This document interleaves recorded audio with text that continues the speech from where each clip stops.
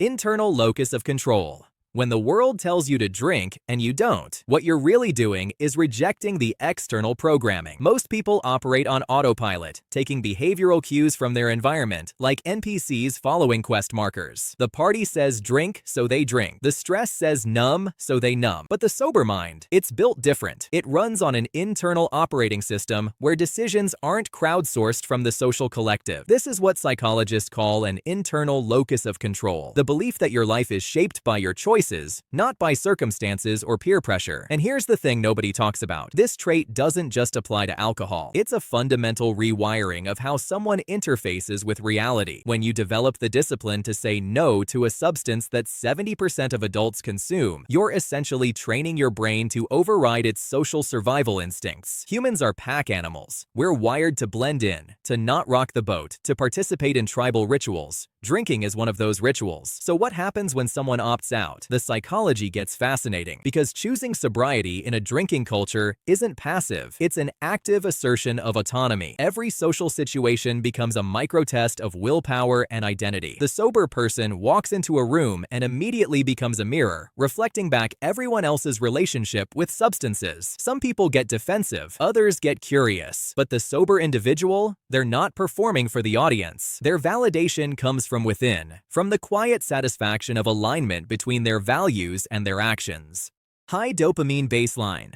Now let's talk neurochemistry. Alcohol is a dopamine hack. It floods your brain with feel-good chemicals without requiring you to earn them. It's the financial equivalent of counterfeit currency. Sure, it spends the same in the moment, but the economy of your brain knows it's fake, and over time, the system adjusts. Regular drinkers recalibrate their dopamine baseline downward, because why would the brain work hard to produce natural rewards when you're injecting synthetic ones every weekend? The sober mind operates on a different economic model. Without chemical shortcuts, it's forced to generate dopamine the old-fashioned way, through achievement, connection, novelty, accomplishment. This creates what I call a high-fidelity reward system. The pleasure from finishing a project, having a meaningful conversation, watching a sunrise. These hits land harder when your receptors aren't dulled by ethanol residue. Reality becomes high definition. And here's the dark truth most people don't want to hear. If you need alcohol to enjoy a concert, a party, or a conversation, the problem isn't the event. It's your baseline. The sober individual has done the work to cultivate genuine interest in existence itself. They've gamified their own neurology through discipline, morning runs, cold showers, creative projects. These aren't cope mechanisms, they're dopamine engines. The result? A nervous system that finds raw reality genuinely stimulating, not something that needs to be chemically enhanced to be tolerable.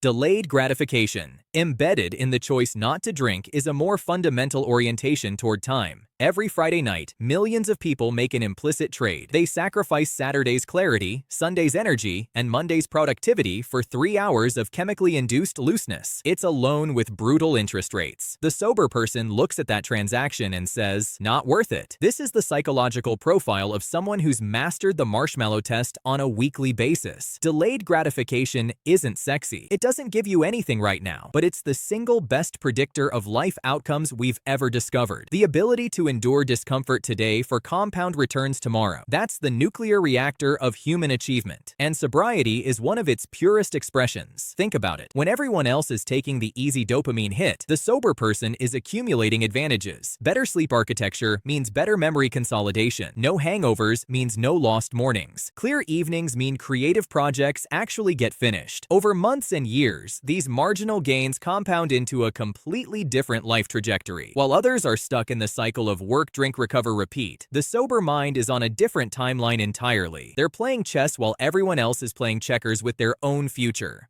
Hyper-awareness. And then there's the curse of clarity, because once you stop drinking, you start seeing. Social dynamics that were blurry before snap into 4K resolution. You notice how alcohol functions as social anesthesia, numbing people to the awkwardness of small talk, the shallowness of certain friendships, the underlying desperation in how we seek validation from strangers in bars. The sober person at a party is like an anthropologist studying tribal behavior. They watch people's personalities change in real time as blood alcohol content rises. They hear the same stories get louder and less coherent. They observe the mating rituals, the status jockeying, the emotional leakage that happens when inhibitions dissolve. And here's what's uncomfortable. They realize how much of normal social interaction is just collaborative delusion. Everyone agrees to get drunk together so no one has to face the existential weight of being conscious at a gathering of relative strangers. This hyper-awareness extends beyond social situations. Without the weekly chemical reset button, you're forced to confront your actual emotions. Anxiety doesn't get drowned, it gets examined. Boredom doesn't get numbed, it gets investigated. The result is a heightened sensitivity to psychological patterns, both in yourself and others. You become fluent in reading subtext, detecting incongruence, spotting when someone's smile doesn't reach their eyes. It's a superpower, but it's also isolating, because once you see the matrix, you can't unsee it. Emotional resilience, which brings us to the core psychological differentiator: pain tolerance. Not physical pain, emotional pain. The kind that makes you want to pour a drink at 8 p.m. on a Tuesday. The kind that whispers, just one will take the edge off. People who don't drink have developed what psychologists call distress tolerance. They've learned to sit with discomfort without reaching for the escape hatch.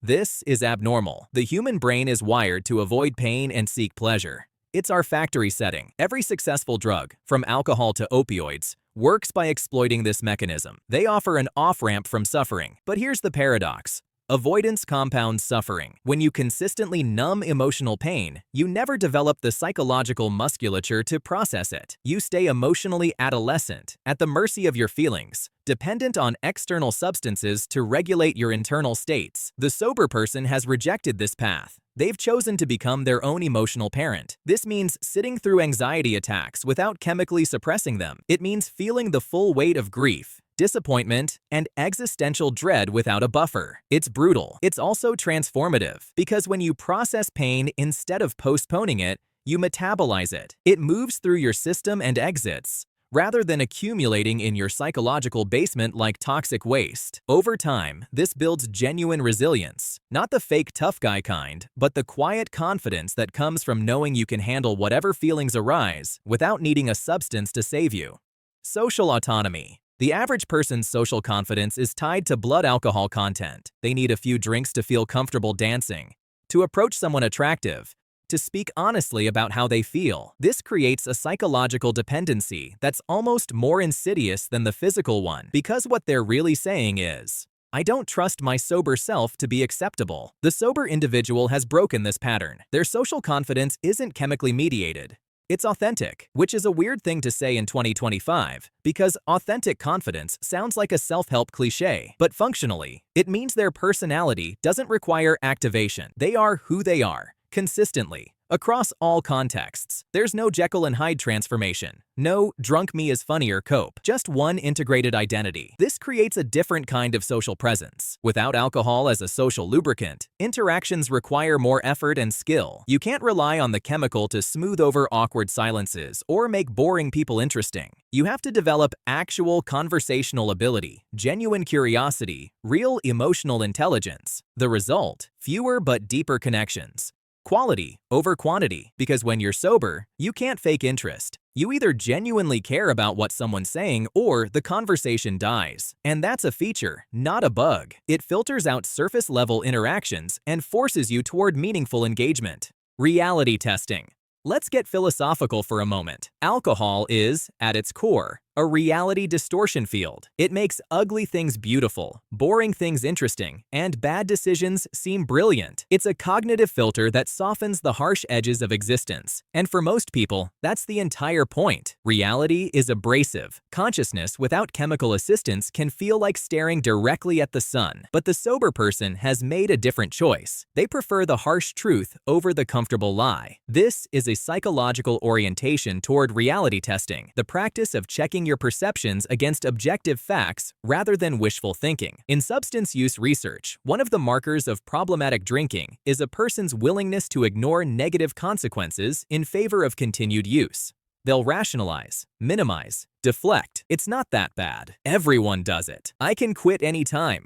Sobriety is the opposite of this self-deception. It's choosing to see yourself and your life with uncomfortable clarity. No rose-colored glasses, no nostalgia filter, no chemical optimism, just the raw data of your existence. And what most people discover when they try this is terrifying. Their life might actually need to change. The relationship that's only tolerable after a bottle of wine. The job that requires happy hour to be bearable. The friendships held together by shared drinking rather than shared values. The sober mind can't hide from these truths, which means they're forced into a more intentional life. Every element gets scrutinized. Does this actually serve me? Or am I just going through motions because I'm too numbed out to notice I'm miserable? This creates what I call existential accountability. Your life becomes your responsibility in a way it can't be when you're regularly chemically escaping it. Intentionality. And that brings us to the final piece. Energy as a non-renewable resource. Most people treat their time and mental energy like it's infinite. They'll spend Friday night drinking, Saturday recovering, Sunday anxious about Monday. That's 3 days blurred into a cycle of intoxication and recuperation. Multiply that by 52 weeks, and you're looking at 156 days a year, almost half your conscious existence, dedicated to a chemical and its aftermath. The sober person sees this clearly and opts out, not because they're morally superior or lack the desire to escape, but because they've done the math. They've calculated the opportunity cost and decided the price is too high. This is the psychology of scarcity mindset applied to consciousness itself. Every hour of clarity is precious. Every morning of wakefulness is an asset. Energy becomes something to be invested, not squandered. This creates a sniper-like focus on what matters. When you're not spending emotional energy managing hangovers, social anxiety about drunk texts, or the low-grade shame that comes with wondering what you said last night, you have surplus capacity. That capacity gets redirected toward building things, businesses, skills, relationships, bodies of creative work. The sober person isn't better than anyone else. They've just made different allocation decisions about their most finite resource: conscious time on Earth. So here's what ties all of this together. Choosing not to drink isn't really about alcohol. It's about opting into a more demanding version of reality. It's about choosing internal validation over external numbing, long-term gains over short-term comfort, authentic presence over chemically assisted performance. It's the psychology of someone who looked at the default human operating system: avoid pain, seek pleasure, follow the herd, and said, I'm going to try something different. Is it harder? Absolutely. Do you see things you wish you couldn't? Every day. But there's a trade-off that most people don't consider: the raw intensity of being fully conscious in your own life. No buffer, no filter, no anesthesia, just you, reality, and the quiet confidence that comes from knowing you can handle both without needing a substance to make it tolerable. That's not addiction avoidance. That's a completely different way of being human. And whether you drink or don't drink, understanding this psychology gives you a choice. Because most people never realize they're on autopilot until someone points out there's a manual override.